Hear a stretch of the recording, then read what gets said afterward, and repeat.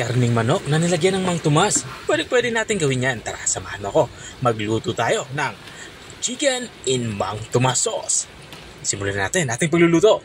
Magpapainit lang tayo dito ng kawali. At kapag uminit na ito, lagyan na natin to ng konting mantika.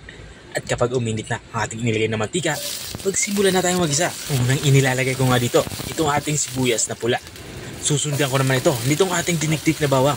Ang gagawin natin dito ay papalabasin natin yung aroma nito. Kapag ganito na itsura niya, ilalagay na natin itong ating minatamis na bao. Pero naman ito ay optional. Kung wala kayong ganito, pwede kayong gumamit dito ng asukal. Tutunawin ko lang ito at kapag natunaw na ito, katulad na nakikita nyo, ay ilalagay na natin itong ating karning manok. Bali itong ating karning manok ay isang buto. Pinahiwa ko lang ito ng pang-serving size sa aking pinagbilan. Gagawin natin dito ay sasangkot siya natin ito hanggang sa mabalot itong ating karning manok ng ating natunaw na minatamis na bao. At kapag ganito na itsura niya, nagkulay light brown na ito ay ilalagay na natin ang ating mga pampalasang halo. Mayroon nga tayo ditong pamintang durog.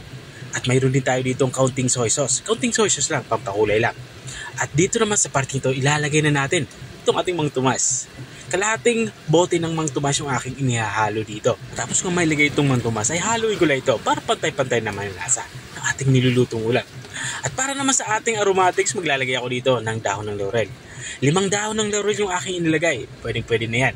Para mas maging malasa ating nilulutong ulam, lalagyan ko ito ng chicken cube. Tinunaw ko lang ito, saka ko hinalo dito sa ating nilulutong ulam. At this point naman, lalagyan ko ito ng kaunting tubig. Sapat lang para maluto itong ating karning manok. Bago natin ito takpan, ay lalagyan na natin ito ng suka. At kung nanonood ka pa rin hanggang dito sa kalagitnaan ng aking video, ibig sabihin na interesado ka sa aking niluluto, baka pwede mo na may comment kung taga saan ka para alam ko kung hanggang saan umabot ang aking video. Balik tayo dito sa ating nilulutong ulam. Matapos ko ito pakuluin ng mga 15 minutes ay binuksan ko na nga ito. Dito naman sa part nito ay magsisimula na ako magtimpla. Ang gagawin ko muna ay titikman ko muna ito para alam ko kung saan ako magsisimula. Bali nga kulang ito sa alat, kaya nagdadagdag ako dito ng patis. Pero kung wala naman kayong patis ay okay lang naman asin yung ilagay. Walang problema yan. Nakukulangan pa nga ako sa inilagay kong suka kanina. Kaya naman sa parte nito ay maglalagay pa ako ng suka. Mga 3 kutsarang suka yung aking inilagay. Saka ko ito tatakban ulit. Isimmer lang natin to ng mga 5 minuto pa ulit para tuluyan ng maluto at maigana yung sabaw ng ating nilulutong ulam. Makalipas ka ng 5 minuto ay binuksan ko na nga ito.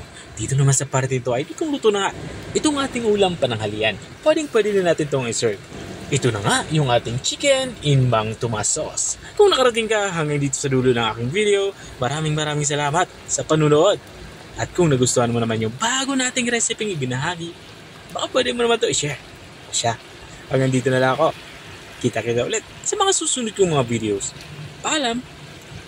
Bye-bye!